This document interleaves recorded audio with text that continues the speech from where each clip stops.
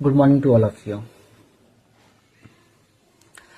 आज हम लोग डिस्कस करेंगे हेमेटोलॉजिकल चेंजेस ड्यूरिंग प्रेगनेंसी।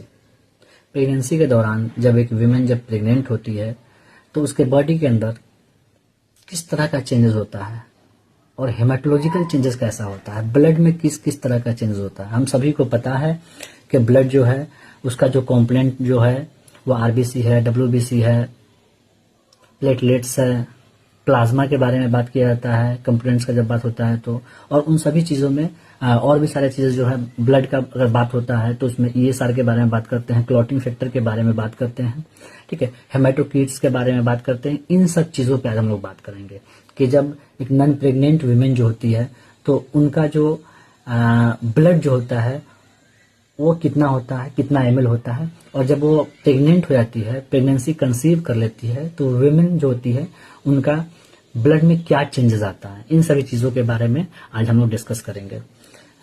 सबसे पहले हम बताना ये चाहते हैं कि जो ब्लड जो है उसमें एक अगर देखा जाए तो सबसे पहले आता है plasma volume, blood volume, RBC, उसके बाद हीमोग्लोबिन, उसके बाद हेमेटोक्रीट्स, उसके बाद इसी के बीच बीच में हम लोग बात करेंगे हीमोडायलेशन क्या होता है, हीमोडायलेशन का मतलब क्या होता है, उसके बाद कोगुलेशन, हाइपर कोगुलेटिव फैक्टर क्या है, हाइपर कोगुलेशन क्या होता है, क्यों कहा जाता है कि pregnancy is a state of hyper coagulation factor, hyper coagulative factor, ठीक है। तो इन सब चीजों के बारे में आज हम लोग डिस्कस करेंगे। सबसे पहले हम लोग डिस्कस कर रहे हैं कि प्लाज्मा वॉल्यूम जो है वो प्लाज्मा वॉल्यूम होता कितना है नॉन प्रेग्नेंट स्टेज में। तो प्लाज्मा वॉल्यूम जो है नॉन प्रेग्नेंट स्टेज में 2500 ml होता है और प्रेग्नेंट स्टेज में वही प्लाज्मा वॉल्यूम 3750 होता है, 3750।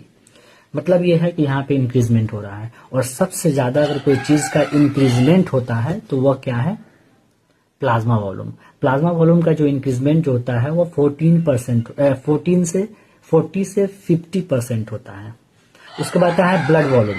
ब्लड वॉल्यूम के बारे में कहा जाता है कि ब्लड वॉल्यूम जो है वो ब्लड वॉल्यूम 4000 ml रहता है नॉन प्रेग्नेंट स्टेज में, और वही ब्लड वॉल्यूम जो होता है वह प्रेग्नेंट स्टेज में 5500 ml रहता है। मतलब यहाँ पे भी क्या होता है, इंक्रीजमेंट होता है। कितने इंक्रीजमेंट हो रहा है, तो यहाँ पे भी 30 से 40% का इंक्रीजमेंट हो रहा है।